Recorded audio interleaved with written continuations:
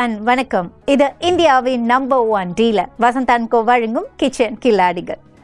So Pongal holidays எல்லாம் முடிஞ்சு பொங்கலை செலிப்ரேட் பண்ணி அப்பாடா சூப்பராக போச்சு பொங்கல் அப்படின்னு ஒரு பக்கமும், இன்னொரு பக்கம் பார்த்தீங்கன்னா பொங்கல் முடிஞ்சாச்சு, என்னடா குக் பண்ணுறது இதுக்கப்புறம் அப்படின்னு யோசிச்சுட்டு இருந்தீங்க அப்படின்னா இந்த வாரம் இல்லைங்க, ஒவ்வொரு எபிசோட்லேயும் கிச்சன் கில்லாடிகளில் பார்த்தீங்கன்னா பெஸ்ட்டான ரெசிபீஸ் தான் உங்களுக்கு கிடச்சிட்ருக்கு. ஸோ அப்படி இன்றைக்கி யார் வந்து என்ன ரெசிபி குக் பண்ண போகிறாங்க அப்படிங்கிறத இப்போ நம்ம கிச்சன் கில்லாடியை இன்வைட் பண்ணிவிட்டு பார்த்துருவோம்.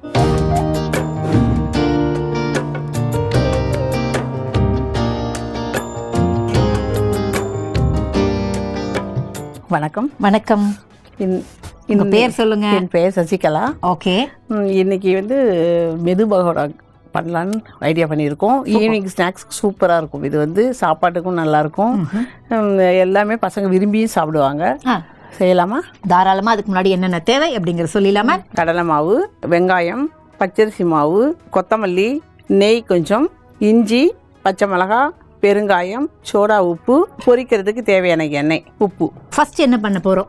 ஃபர்ஸ்ட் ஒரு பவுலில் ஒரு ஸ்பூன் 2 டீஸ்பூன் நெய் எடுத்துக்கிறோம். ஓகே. தேவையான அளவு சால்ட்டு. ஓகே. ஓகே. சோடா உப்பு, பெருங்காயம், நல்லா கையில் மேஷ் பண்ணிடணும். ஓஹோ.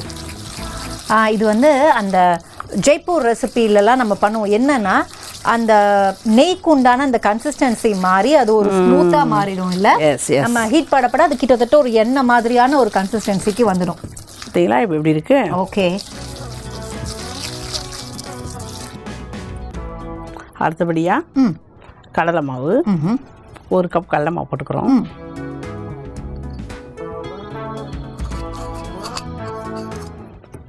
பச்சரிசி மாவு, இது ஒரு 1/2 கப். ஓகே.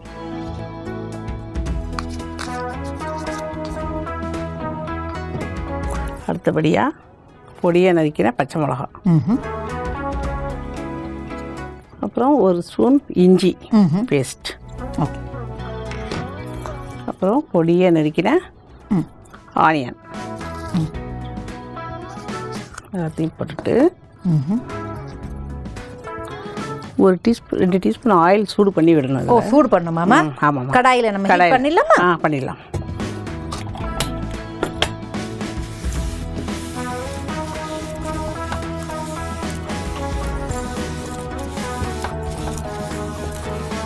சாதா பக்கோடாக்கும் மெது பக்கோடாக்கும் என்ன வித்தியாசம்? ஏன் அதை மெது பக்கோடா சொல்கிறோம்? மெது பகோடாவுக்கு வந்து ஆனியன் கொஞ்சம் கம்மியாக போடுறோம். ஓஹோ. அந்த சாதா பகோடாவுக்கு அதிகமாக வெங்காயம் அதிகம் சேர்க்கணும். ஓஹோ. இன்னும் அதிகம் சேர்க்கணும். ஓஹோ. கொஞ்சம் கடலமாவும் அது ஒன்று தான் வித்தியாசம். ஓகே. மேபி நம்ம மெது பக்கோடாங்கும் போது கொஞ்சம் இது சாஃப்டாக இருக்கும்னு நினைக்கிறேன்.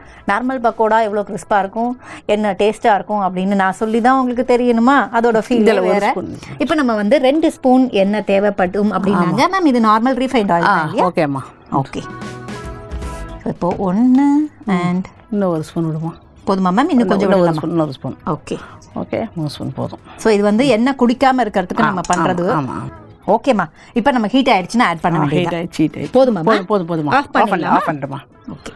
ஆஃப் பண்ணிவிட்டு நான் அப்படியே இதில் சேர்த்துட்டுமா? சேர்த்துட்டுமா. பார்த்து சுட போகுது. ஆமாம், அப்படியே அங்கே வச்சிடலாம். கிட்ட கொஞ்சமாக விடுங்க. போதும். ஓகே. போதுமா? எண்ணெய் விட்டுலாமா? இப்போ போட்டுடலாம். அந்த எண்ணெயை விட்டுடுங்க. அதில் ஓகேம்மா. பார்த்து சுட போகுது. இல்லை கொஞ்சம். ஓகே. ஆமாம். இப்போவே நம்ம வந்து அந்த பொரிக்கிறதுக்கான எண்ணெயை வச்சிடலாமா? வச்சிடலாமா? ஸ்லோ ஆன் பண்ணி நமக்கு தான் எண்ணெய் இருக்கு. இதனால பக்கோடா பொறுத்த வரைக்கும் எந்த பக்கோடா, மெது பக்கோடாவாக இருந்தாலும் நார்மல் பக்கோடாவாக இருந்தாலும் நல்ல எண்ணெய் வேணும் நமக்கு டீப் ஃப்ரை பண்ணுற அளவுக்கு. அதனால எண்ணெயை ஆட் பண்ணிடலாம். ஓகே. தண்ணி கொஞ்சம் ஆட் பண்ணி கலந்துக்கலாமா? அதுலையாம்மா? தாராளமாம்மா.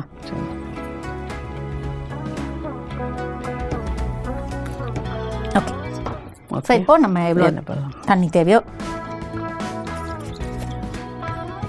கொஞ்சம் கொஞ்சமாக தண்ணி சேர்க்கணும். அதில் வந்து வேறு ஒன்று. ஓகே.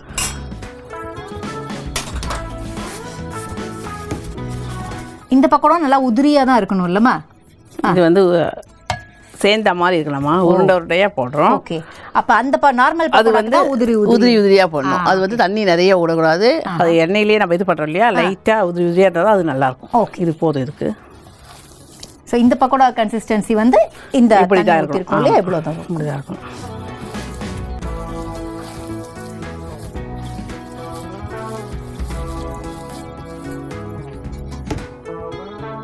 மெது பக்கோடாவை பொறுத்த வரைக்கும் வந்து நம்ம ஒருவேளை நம்ம வீட்டில் சாதாரணமாக செய்கிற ரசமாக இருந்தாலும் குழம்பாக இருந்தாலும் எதுக்காக இருந்தாலும் இதை தொட்டுக்கலாம், நல்லாயிருக்கும். நம்ம எப்படி நார்மல் பக்கோடாஸை நம்ம வந்து ஓகே நம்ம சாப்பிட்லாம் இல்லை தொட்டுக்கலாம்னு நினைப்போமோ அதே மாதிரி தான். ஸோ நம்ம டிஷ்யூ பேப்பர் எண்ணெய் அதெல்லாம் ரெடி பண்ணுமா வச்சிடலாம். அப்படியே திருப்பி விடணும் கொஞ்சம். எண்ணெய் கொஞ்சம் குழியாக இருந்ததுன்னா நல்லாயிருக்கும். கொஞ்சம் எவ்வளோக்குள்ள ஸ்லோவாக இருந்து பண்ணுதோ நல்லா வேகும் அப்போ தான். ஓகே. ஸோ அதாவது ஒரு ரொம்ப சிம்மில் இல்லை, பட் சிம்மரில் தான் வச்சு நம்ம பண்ணிட்டு இருக்கோம். இந்த பக்கம் பாருங்கள், நமக்கு நல்ல ஒரு ப்ரௌன் கலர் வந்தாச்சு. ஸோ இந்த ப்ரௌன் கலரை பார்த்தா தான் நமக்கு ஒரு சந்தோஷமே வரும். கிச்சனில் போய் இப்படி கடகடா சுட சுட எடுத்துகிட்டு வந்து சாப்பிட்றது எவ்வளோ நல்லாயிருக்கும் பாருங்கள். அதுவும் இந்த மழை காலத்துக்கு ரொம்ப ரொம்ப ஆமாம் மேம், டேஸ்ட் நல்லாயிருக்கும். சுட சுட செஞ்சு சாப்பிட்றது எல்லாமே நல்லாயிருக்கும். இது கூட ஒரு டீ இல்லை காஃபி ஏதாவது இருந்தால் வேறு லெவல். அடுத்ததை பார்க்குறதுக்கும் இந்த ஃபஸ்ட்டு போட்ட ரெண்டும் கிட்டத்தட்ட நமக்கு ரெடி ஆயிடுச்சுன்னு நினைக்கிறேன். பட் முடிச்சிடலாமா இதை? அதை முடி வச்சுலாம் மேம். ஓகே. ஸோ இப்போ நமக்கு ஓரளவுக்கு ப்ரௌன் ஆயிருந்தது, அதுக்கப்புறம் மற்றதெல்லாம் ரெடி ஆகிட்டே இருக்கு.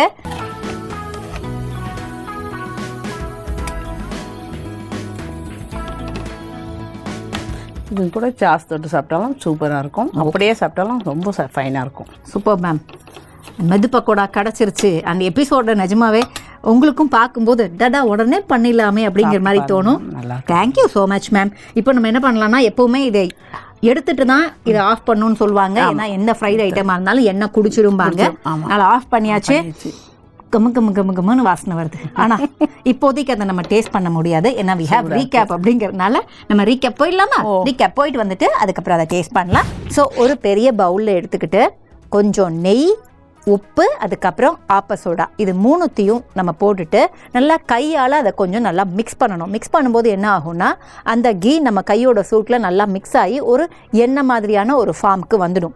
ஸோ அதுக்கப்புறம் அதில் என்ன ஆட் பண்ணோன்னு பார்த்தீங்கன்னா, 1 கப்பு நம்ம கடலை மாவை எடுத்து வச்சுருந்தோம், அதை போட்டோம். 1/2 கப் அரிசி மாவை போட்டோம். அதுக்கப்புறம் இஞ்சி விழுது, பெருங்காயம், கொத்தமல்லி, பச்சை மிளகா, வெங்காயம், இது எல்லாத்தையும் போட்டு உப்பையும் சரி பார்த்துட்டு வானலியில் ஒரு 2-3 ஸ்பூன் எண்ணெய் வச்சு அது ஹீட் ஆனதுக்கப்புறம் அதை அதில் ஆட் பண்ணி ஒரு 2-3 நிமிஷம் ஊற விடணும். ஊற விட்டதுக்கப்புறம் தேவையான அளவு வானலியில் எண்ணெய் விட்டு எண்ணெய் காஞ்சதுக்கப்புறம் அதை கோல்டன் ப்ரௌனாக ஃப்ரை பண்ணி எடுத்தீங்க அப்படின்னா இதுதான் மெது பக்கோடா.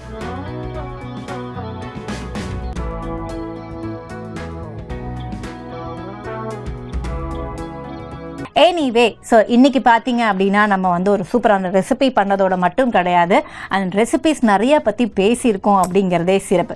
ஸோ இப்போ என்ன பண்ணலாம் அப்படின்னா, நம்ம மெது பக்கோடா ரெடியாக இருக்குது, அப்படியே எடுத்து சாப்பிட்றத விட வியூவர்ஸ் ஆகிய உங்களுக்கு அதை நம்ம எடுத்து எந்த அளவுக்கு ரெடியாக இருக்குது, உள்ளே எப்படி வெந்திருக்கு, இதெல்லாம் நம்ம பார்க்கணும்ல. பார்த்துடலாம். இன்னும் சூடாதாமா இருக்குது. சூடு இருக்கும். சூட்லேயே அது நல்லா இதுவாயிரும். ஓகே.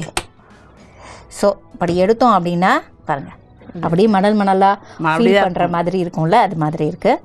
ஸோ மெது பக்கோடா இப்படி தான் இருக்கும்.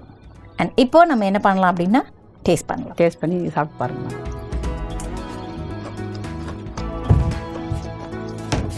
நல்லா இருக்கா மேம்? சூப்பராக இருக்குது மேம்.